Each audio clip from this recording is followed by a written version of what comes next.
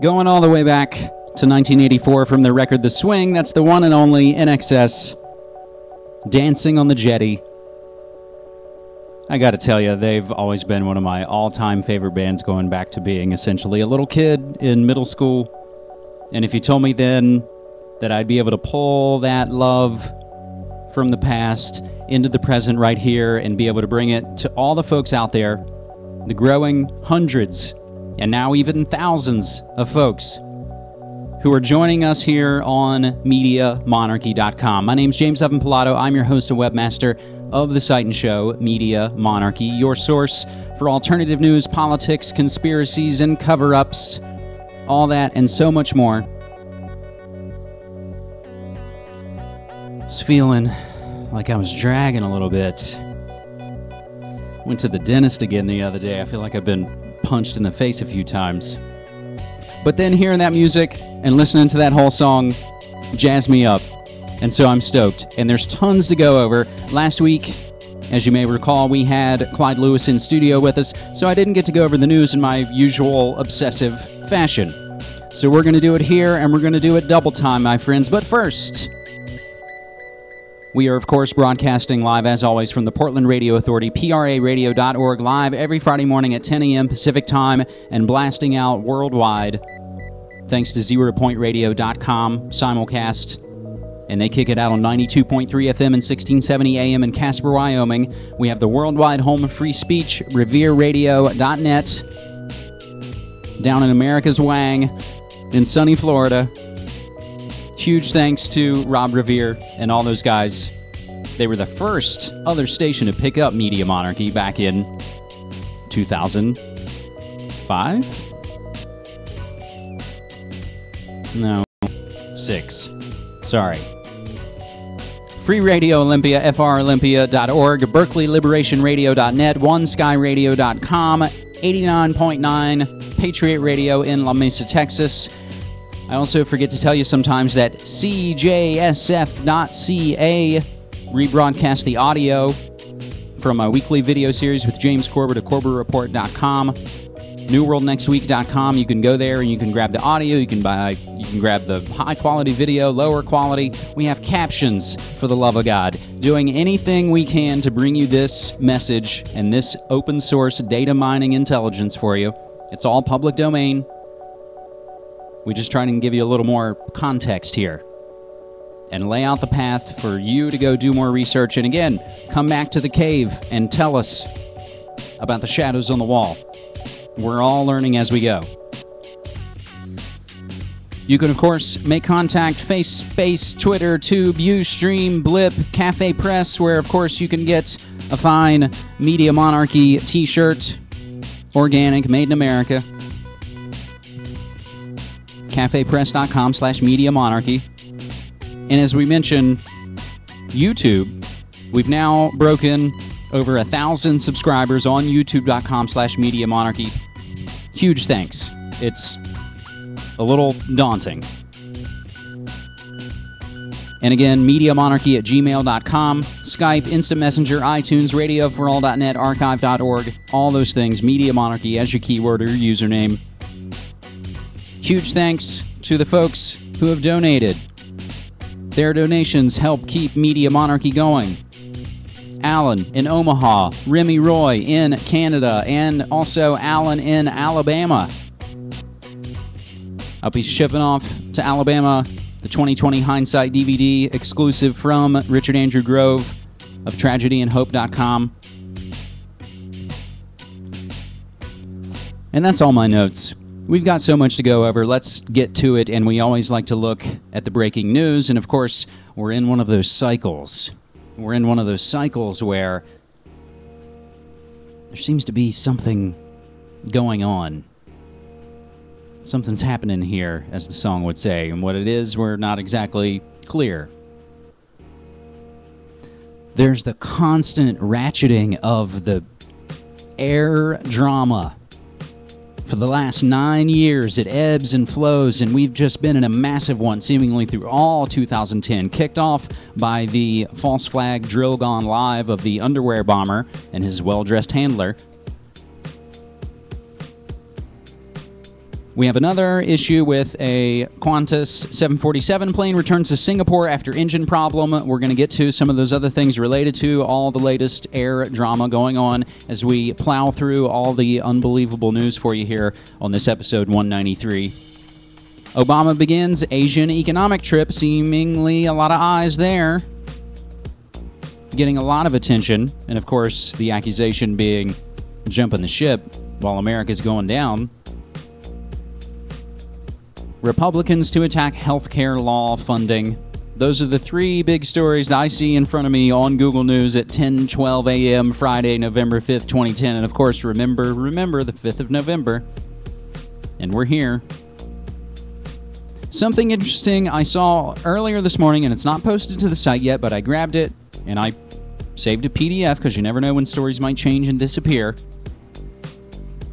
NASA's Glenn Research Center in Cleveland, Ohio, was placed on lockdown this morning after reports of a gunman in one of the buildings. Catherine Martin, spokeswoman for NASA's Glenn Research Center, initially said the incident begun just after 9:30 a.m. We're looking into unverified reports of possible activity involving the gun, she said. WEWS-TV in Cleveland reported that gunshots had been fired inside Building 77, injuring at least one person, but later officials said that the entire situation was part of a security drill. Police said that a NASA employee at one of the buildings had received an automated security call saying there was a man with a gun at the complex, but did not hear the message saying it was only a drill.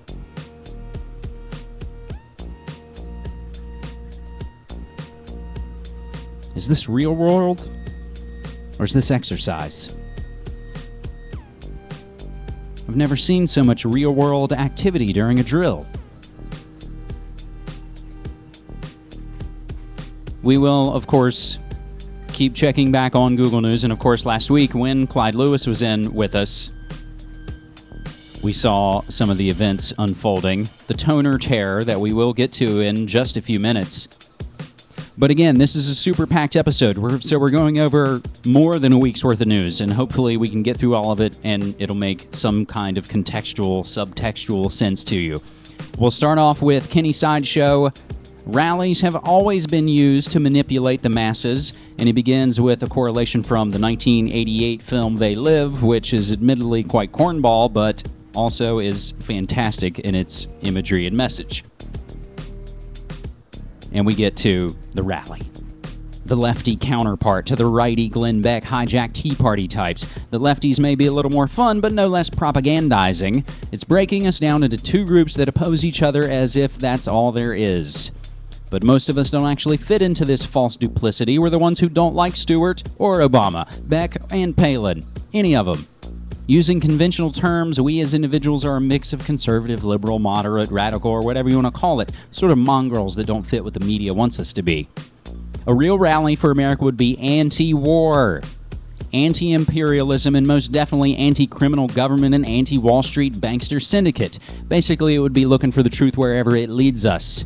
We haven't seen much of that in these controlled for TV gatherings. Rallies have always been used to manipulate the masses. The crowd cheers hooray for us and go home satiated. A lot of good people want to be involved. A lot of good people fall for the deceptions. Now, myself, as well as James Corbin on newworldnextweek.com and all the comments on the YouTube channel, being taken to task seemingly more and more as time goes by. But a lot of it is very unconstructive, and I want to take a moment to acknowledge some constructive and excellent commenting and criticism from a longtime friend. Posted the comment to this on the rallies have always been used to manipulate the masses. And he writes, have you watched Jon Stewart's closing remarks to the rally, The Moment of Sincerity? If you haven't, I highly recommend it. I hear what I think you're saying, that what this rally's doing is counterproductive and adds to people's complacency and indifference just when we need people to not be complacent and indifferent. But I think to stop there misses the point. First and foremost, they're having a laugh at the expense of a lot of clowns who deserve to be laughed at. In the process, they're hopefully pointing out some hypocrisies. Whether they were successful is certainly up for debate, but I'd hope you'd agree that such satire is a valid form of social criticism. I've heard a lot of people condemning the rallies, making fun of people who are angry at the establishment and taking to the streets. I don't think that's accurate, and Stewart directly addressed that in this closing. Just like you, I think his main point is that the media is lying to us and trying to divide us by scaring us and making us enemies of one another. He says at one point, quote, "We're living in hard times, not end times," and I think that's an apt statement for what's going on right now. You know that our leadership loves to have us scared. It sells us and keeps things simple. What Stewart's saying, I think, is not that we should be angry. We totally should, just not at each other the way our leadership seem to want. Thank you, my friend John G.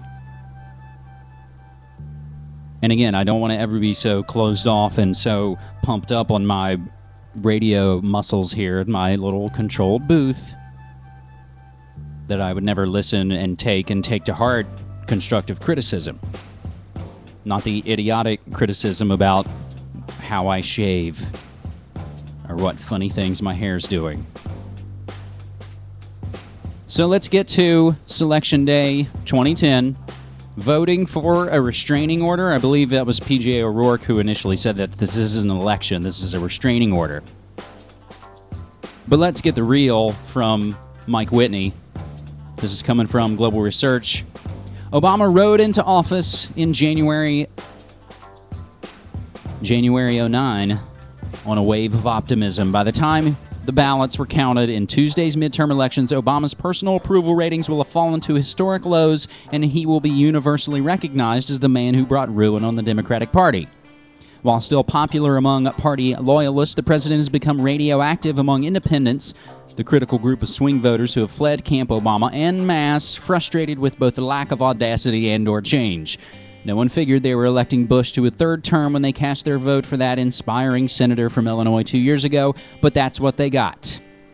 To say that supporters are disappointed in Obama's performance is a gross understatement of the pessimism that's spread like kudzu among the party faithful. People have become increasingly cynical as they realize that neither party provides a path to real structural change. The system is broken. Obama has merely exposed the rot at the heart of American democracy. That piece from Mike Whitney goes on. We also have a related one from LouRockwell.com, Why I Don't Trust the Tea Party. Again, further distancing ourselves from the left-right paradigm as much as we can. And then we have all the massive post-mortem updates, again, as we refer to it on the latest episode of NewWorldNextWeek.com. Obama seeks compromise after Democrats' midterm losses. That's from The Guardian. And I thought it was interesting that some folks that I did talk to about their attending the rally is that it wasn't political. Of course it's not political, because your guy's in. Your team has the ball. So you don't want to criticize all the things. Now you're going to tacitly go along with it. Just as all of those who are now angry and want to take our country back were tacitly going along with everything from the previous criminal puppet administration. And there were quite a bit of bad notes. Alan Grayson out of Florida lost his seat. We wonder if Harry Reid stole his back. Rand Paul promises to challenge the GOP establishment, and we shall see. You can watch that interview on CNN from election night. And I believe I misread this on NewWorldNextWeek.com. Reports of voter intimidation and voter fraud scarce on Election Day. That's the Minnesotan Independent. Civil liberties watchdog Feingold loses his Senate seat, the only guy to vote against the Patriot Act. And again, as I hear my neighbor mutter about, this country's going to hell because all the GOP got back in. Oh no, the GOP got in. Now who will end all the wars and repeal the Patriot Act and stop spying on everybody? Because the Democrats, oh God, they were so close to doing it, right? They were going to investigate Bush and try them for war crimes, all those things. Oh, and now it's just all halted, right? BS. Allgov.com breaking down where we stand ethnically. 100 senators. 0 African Americans, 0 Mexican Americans, and 2 Asian Americans from Hawaii.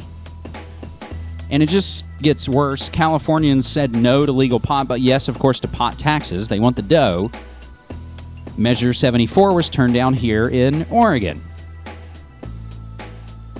Pot the vote indeed.